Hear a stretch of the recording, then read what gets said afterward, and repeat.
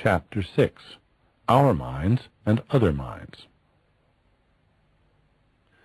Our consciousness, their minds. A mind looks less miraculous when one sees how it might have been put together out of parts, and how it still relies on those parts. A naked human mind, without paper and pencil, without speaking, comparing notes, making sketches, is first of all something we have never seen.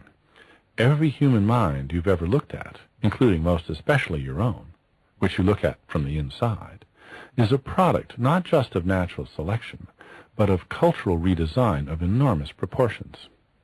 It's easy enough to see why a mind seems miraculous when one has no sense of all the components and of how they got made.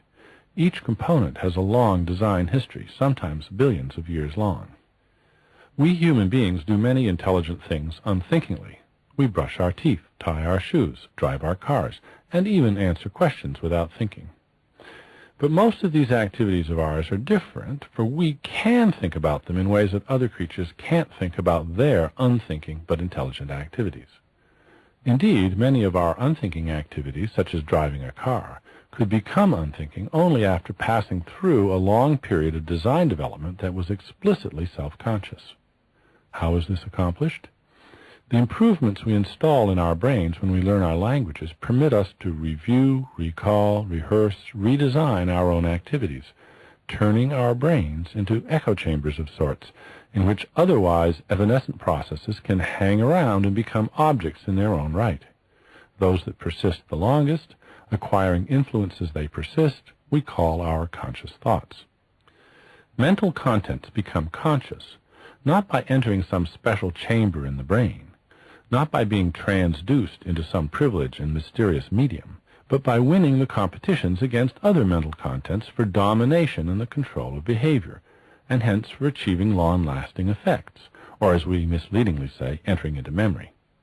And since we are talkers, and since talking to ourselves is one of our most influential activities, one of the most effective ways for a mental content to become influential is for it to get in a position to drive the language-using parts of the controls. The common reaction to this suggestion about human consciousness is frank bewilderment, expressed more or less as follows. Suppose all these strange competitive processes are going on in my brain, and suppose that, as you say, the conscious processes are simply those that win the competitions. How does that make them conscious? What happens next to them that makes it true that I know about them? For after all, it is my consciousness, as I know it from the first-person point of view, that needs explaining.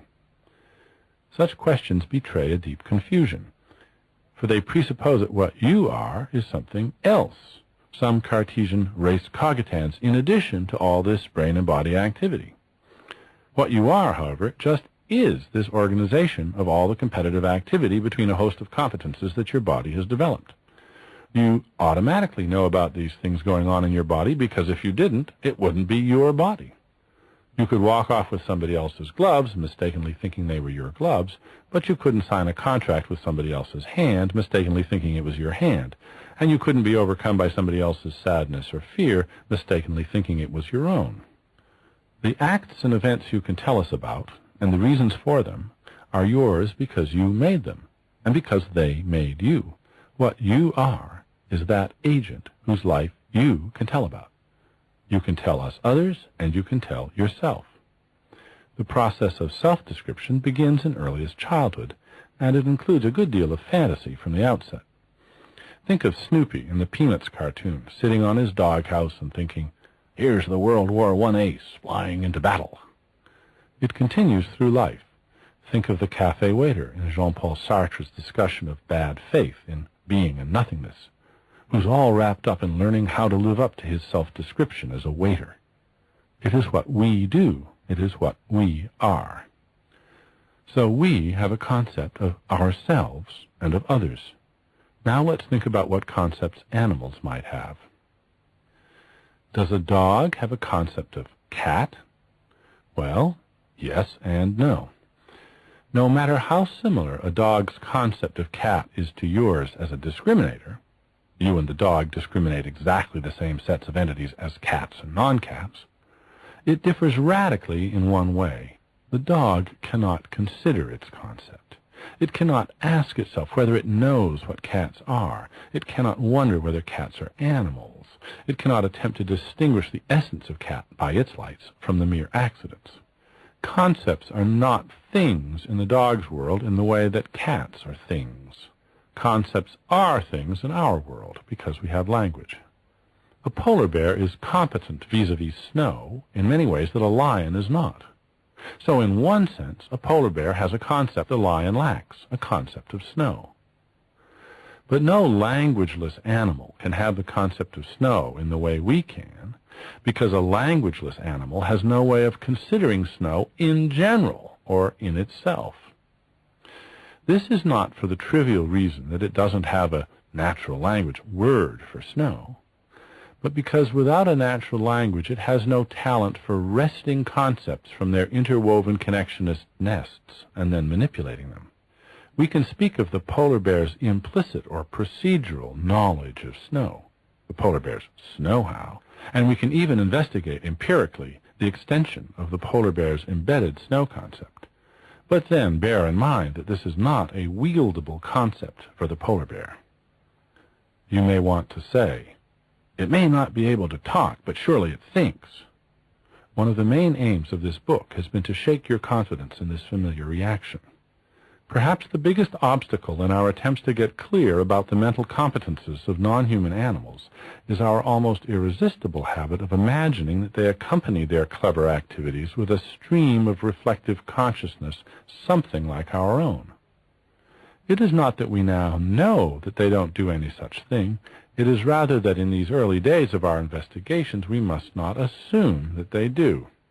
Both the philosophical and scientific thinking about this issue has been heavily influenced by the philosopher Thomas Nagel's classic 1974 paper, What Is It Like to Be a Bat? The title itself sets us off on the wrong foot, inviting us to ignore all the different ways in which bats and other animals might accomplish their cunning feats without its being like anything for them. We create a putatively impenetrable mystery for ourselves if we presume, without further ado, that Nagel's question makes sense, and that we know what we are asking. What is it like for a bird to build a nest? The question invites you to imagine how you would build a nest and then to try to imagine the details of the comparison. But since nest building is not something you habitually do, you should first remind yourself of what it's like for you to do something familiar. Well, what is it like for you to tie your shoelaces? Sometimes you pay attention. Sometimes it gets done by your fingertips without any notice at all, while you think of other things.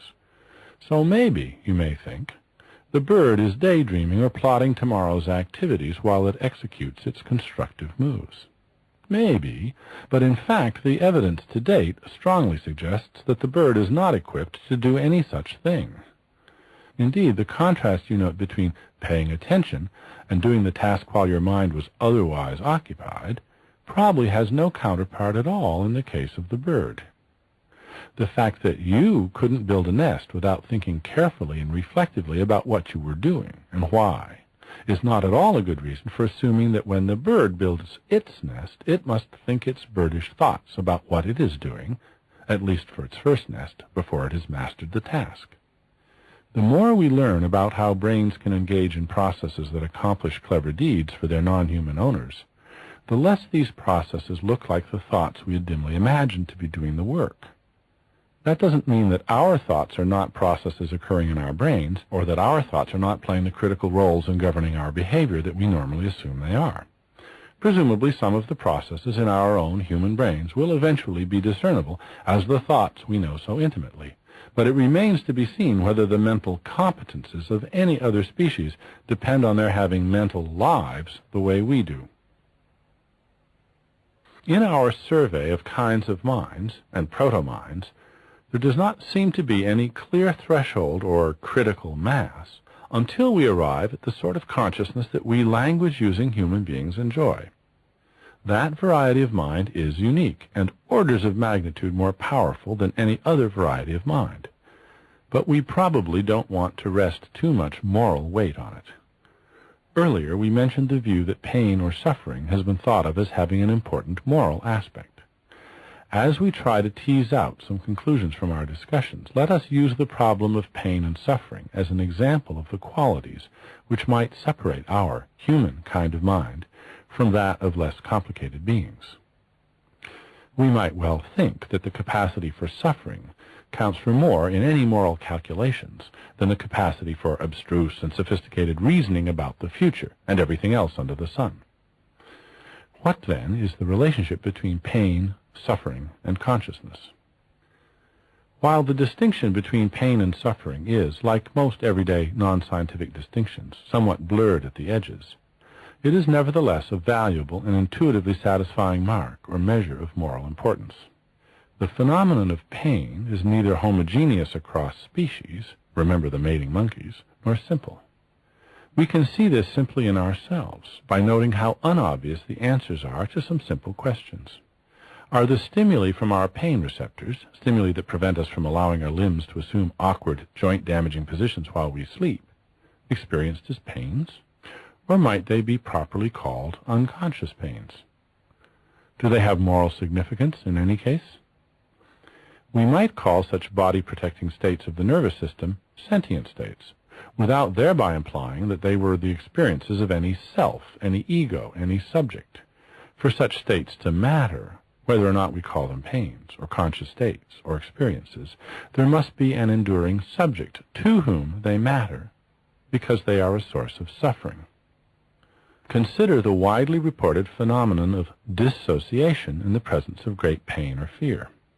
When young children are abused, they typically hit upon a desperate but effective stratagem. They leave. They somehow declare to themselves that it is not they who are suffering the pain. There seem to be two main varieties of dissociators: those who simply reject the pain as theirs and then witness it from afar, as it were, and those who split, at least momentarily, into something like multiple personalities. I am not undergoing this pain, she is. My not entirely facetious hypothesis about this is that these two varieties of children differ in their tacit endorsement of a philosophical doctrine. Every experience must be the experience of some subject. Those children who reject the principle see nothing wrong with simply disowning the pain, leaving it subjectless to wander around hurting nobody in particular. Those who embrace the principle have to invent and alter to be the subject. Anybody but me. Whether or not any such interpretation of the phenomenon of dissociation can be sustained, most psychiatrists agree that it does work to some degree. That is, whatever this psychological stunt of dissociation consists in, it is genuinely analgesic, or more precisely, whether or not it diminishes the pain, it definitely reduces suffering. So we have a modest result of sorts.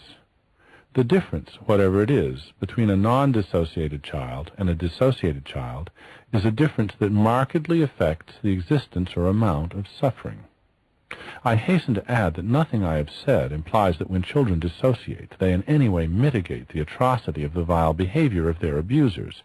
They do, however, dramatically diminish the awfulness of the effects themselves, though such children may pay a severe price later in life in dealing with the after-effects of their dissociation. A dissociated child does not suffer as much as a non-dissociated child. But now what should we say about creatures that are naturally dissociated, that never achieve or even attempt to achieve the sort of complex internal organization that is standard in a normal child and disrupted in a dissociated child? An invited conclusion would be, such a creature is constitutionally incapable of undergoing the sort or amount of suffering that a normal human can undergo. But if all non-human species are in such a relatively disorganized state, we have grounds for the hypothesis that non-human animals may indeed feel pain, but cannot suffer the way we can. How convenient! Animal lovers can be expected to respond to the suggestion with righteous indignation and deep suspicion, since it does indeed promise to allay many of our misgivings about common human practices, absolving our hunters and farmers and experimenters of at least some of the burden of guilt that others would place on their shoulders. We should be particularly cautious and even-handed in considering the grounds for it. We should be on the lookout for sources of illusion on both sides of this stormy issue. The suggestion that non-human animals are not susceptible to human levels of suffering typically provokes a flood of heart-wrenching stories, mostly about dogs. Why do dogs predominate? Could it be that dogs make the best counterexamples because dogs actually do have a greater capacity for suffering than other mammals? It could be, and the evolutionary perspective we've been pursuing can explain why. Dogs, and only dogs among domesticated species, respond strongly to the enormous volume of what we might call humanizing behavior aimed at them by their owners. We talk to our dogs, commiserate with our dogs, and in general treat them as much like a human companion as we can, and we delight in their familiar and positive response to this friendliness. We may try it with cats, but it seldom seems to take. This is not surprising in retrospect. Domestic dogs are the descendants of social mammals, and over millions of years living in cooperative, highly interactive groups, while domestic cats spring from asocial lineages. Moreover, domestic dogs are importantly unlike their cousins, the wolves and foxes and coyotes, in their responsiveness to human affection. There is no mystery about why this should be so. Domestic dogs have been selected for just these differences for hundreds of thousands of generations. In The Origin of Species, Charles Darwin pointed out that whereas deliberate human intervention in the reproduction of domesticated species has worked for several thousand years to breed faster horses, woollier sheep, beefier cattle, and so forth, a more subtle but still powerful force has been at work for a much longer time shaping our domesticated species. He called it unconscious selection. Our ancestors engaged in selective breeding, but they didn't think they were doing so. This unwitting favoritism over the eons has made our dogs more and more like us in ways that appeal to us. Among other traits we have unconsciously selected for, I suggest, is susceptibility to human socializing, which has in dogs many of the organizing effects that human socializing also has on human infants. By treating them as if they were human, we actually succeed in making them more human than they otherwise would be. They begin to develop the very organizational features that are otherwise the sole province of socialized human beings. In short, if human consciousness, the sort of consciousness that is a necessary condition for serious suffering, is, as I have maintained, a radical restructuring of the virtual architecture of the human brain, then it should follow that the only animals that would be capable of anything remotely like that form of consciousness would be animals that could also have imposed on them, by culture, that virtual machine. Dogs are clearly closest to meeting this condition. What about pain? When I step on your toe, causing a brief but definite and definitely conscious pain, I do you scant harm, typically none at all. The pain, though intense, is too brief to matter, and I have done no long-term damage to your foot. The idea that you suffer for a second or two is a risible misapplication of that important notion, and even when we grant that my causing you a few seconds of pain may irritate you for a few seconds or even minutes more, especially if you think I did it deliberately, the pain itself, as a brief, negatively signed experience, is of vanishing moral significance. If in stepping on your toe I have interrupted your singing of the aria, thereby ruining your operatic career, that is quite another matter. Many discussions seem to assume tacitly, 1, that suffering and pain are the same thing on a different scale, 2, that all pain is experienced pain, and 3, that the amount of suffering is to be calculated, in principle, just by adding up all the pains, the awfulness of which is determined by duration times intensity. These assumptions, looked at dispassionately in the cold light of day, a difficult feat for some partisans, are ludicrous. A little exercise may help. Suppose, thanks to some miracle of modern medicine, you could detach all your pain and suffering from the contexts in which it occurred, postponing it all, say, to the end of the year, when it could be endured in one horrible week of unremitting agony, a sort of negative vacation. Or, if the formula of Assumption 3 is to be taken seriously, trading off duration for intensity, so that a year's misery could be packed into one excruciating lump-sum jolt lasting, say, 5 minutes. A whole year without so much as a mild annoyance or headache in exchange for a brief and entirely reversible descent into hell without anesthesia. Would you accept such a bargain? I certainly would if I thought it made sense. We are assuming, of course, that this horrible episode would not kill me or render me insane in the aftermath, though I'd be quite happy to be insane during the jolt itself. In fact, I'd gladly take the bargain even if it meant doubling or quadrupling the total amount of suffering, just as long as it would all be over in 5 minutes and leave no lasting debilities. I expect anybody would be happy to make such a deal, but it really doesn't make any sense.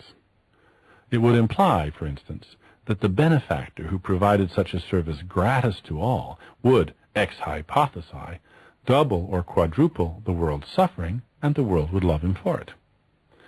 What's wrong with this scenario is, of course, that you can't detach pain and suffering from their contexts in the imagined way. The anticipation and aftermath, and the recognition of the implications for one's life plans and prospects, cannot be set aside as the merely cognitive accompaniments of the suffering.